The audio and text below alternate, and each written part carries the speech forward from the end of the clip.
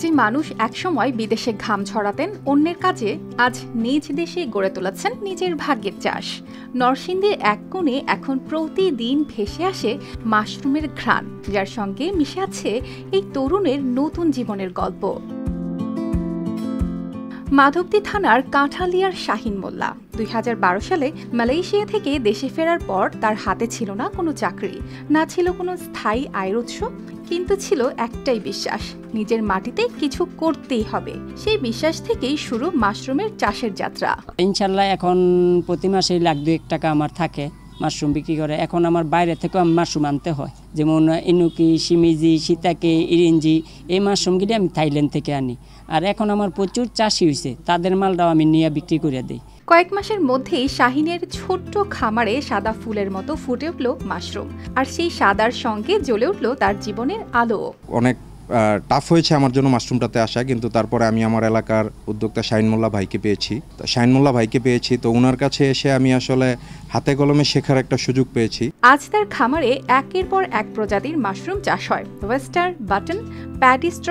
বাজারে এর চাহিদা এত বেশি যে প্রতি কেজি বিক্রি হয় ২০০ থেকে ৩৫০ টাকায়। শুধু তাই নয়, তিনি বিক্রি করেন মাশরুমের বীজও। আমরা এখানে মাশরুম বানাইয়া ইয়া পরে এডিরে যেন অটো ক্লিপ করি, ইয়া পরে এডিরে পরে নামাইয়া জুড়াইয়া ইয়া পরে এডির মধ্যে বীজ দিয়ে দিয়ে খাওয়ার পরে যখন নাকি ফুটলা আসে আইলে পরে সাইডে কাটতে পরে এই যে আমরা মাছের মধ্যে দিই। তার পাশে আছেন তার স্ত্রী সহযোদ্ধার মতো। মাশরুম থেকেই তৈরি করছেন পাকোড়া, স্যুপ, চানাচুর, চিপস, বিস্কুট, এমনকি আচার ও মশলাও। আস্তে ৪০০-৫০০ পোটলা বানাইতে আমরা এতটুক পর্যন্ত আগে গেছি। তারপরে এখন তানির কাছ থেকে আমি থেকে সব কাজই শিখছি। শিখার পরে অনেক মহিলা দিয়ে আমি কাজ করি। কৃষি বিভাগও নজর দিয়েছে এই সফলতাকে ঘিরে। মাশরুম উন্নয়ন প্রকল্পের আওতায় নতুন চাষিদের দেওয়া হচ্ছে প্রশিক্ষণ ও পরামর্শ।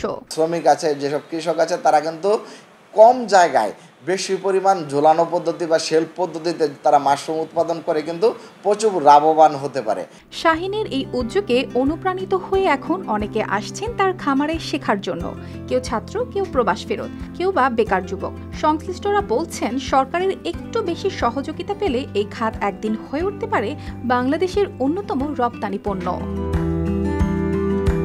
News desk, RTV।